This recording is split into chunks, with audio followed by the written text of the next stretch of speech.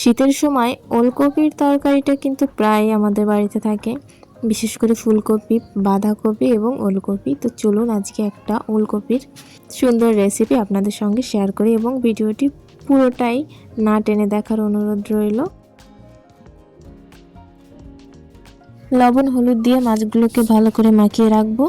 শীতের সিজনে শুধুমাত্র শীতের শাকসবজি বেশি খাওয়া হয়, প্রায় বেশি বললেও ভুল হবে, সবসময় শীতের সবজি খাওয়া হয়, শাকসবজি, তার জন্য এইগুলোই রান্না করা হয়। তো আমি ওলকপি এবং আলু কেটে রেখেছি, কেটে ধুয়ে নিয়েছি। এখন কড়াইতে সর্ষের তেল গরম করতে দিয়ে দিয়েছি।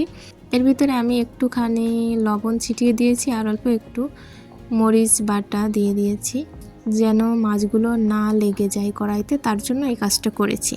আসলে এই কাজটা করলে কড়াইতে মাছ লেগে যাওয়ার ভয়টা থাকে না, আর সেই জন্য আমি এই কাজটা করলাম। মাঝে মাঝেই করি, সবসময় করা হয়ে ওঠে না। তো আমার মাছগুলো ভাজা হয়ে গিয়েছে, এখন মাছগুলো আমি উঠিয়ে নেব। মাছগুলো আমি একটু লাল লাল করে ভেজে নিয়েছি, যেন তরকারিতে দিলে ভেঙে না যায়, তার জন্য। এরপর ওই কড়াইতে তেলের ভিতর আমি চাল কুমড়োর বড়ি, সেটা একটু ভেজে নেব সেই তেলের ভিতর। আর একটু তেল দিলে ভালো হতো, কিন্তু আর দেওয়া হয়নি। যাই হোক, বড়িগুলো ভেজে উঠিয়ে নিয়েছি। এখন কড়াই পাল্টে আরেকটা কড়াইতে দিয়ে দিয়েছি গোটা গরম মশলা এবং জিরে।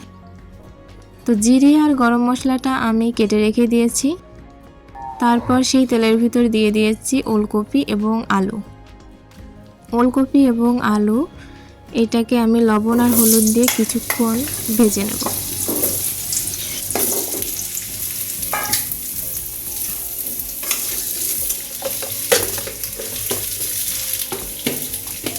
বুনো তরকারিগুলো একটু ভেজে না নিলে আসলে একটু বুনো বুনো গন্ধ বেরোয়, তার জন্য আমি একটু সময় নিয়ে এই ওলকপিটাকে ভালো করে ভেজে নেব।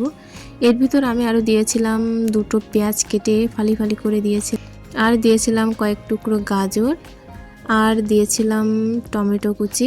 মোটামুটি পছন্দ মতো আপনি এর ভিতর সবজি দিতেই পারেন। তো আমার হাতের কাছে যে ধরনের সবজি ছিল আমি সেইগুলোই দিয়েছিলাম। এর ভিতর আরও বরবটিও দিতে পারেন, কিন্তু আমার হাতের কাছে ছিল না, তাই দিই। তারপর কয়েক টুকরো তেজপাতা দিয়ে আর একটু ভালোভাবে নেড়ে চেড়ে ভেজে এর ভিতরে পরিমাণ মতো জল দিয়ে দেবো। ওলকপিটা সেদ্ধ হতে একটু সময় লাগে, তাই একটু পরিমাণে জল বেশি দিতে হবে। বাটা কাঁচামরিচ দেওয়ার পর এর ভিতরে আমি মাছগুলো সব দিয়ে দেবো একে একে। মাছগুলো দিয়ে তরকারিটা আমি কিছুক্ষণ রান্না করব। কিছুক্ষণ রান্না করার পর তরকারিটা যখন এরকম উতরিয়ে উঠবে, তখন এর ভিতরে আমি বড়িটা দিয়ে দেব। বড়িটা দিয়ে দেওয়ার পর আবার কিছুক্ষণ ঢেকে রান্না করব, যতক্ষণ না এই ওলকপি এবং আলু নরম।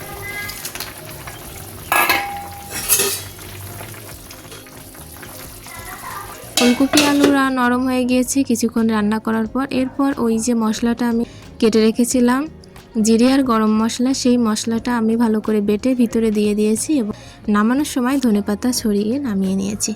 রান্নাটি ভালো লাগলে আমার চ্যানেলটি সাবস্ক্রাইব করে আমার পাশে থাকার অনুরোধ রইল। আর পুরো ভিডিওটি দেখার জন্য অসংখ্য ধন্যবাদ।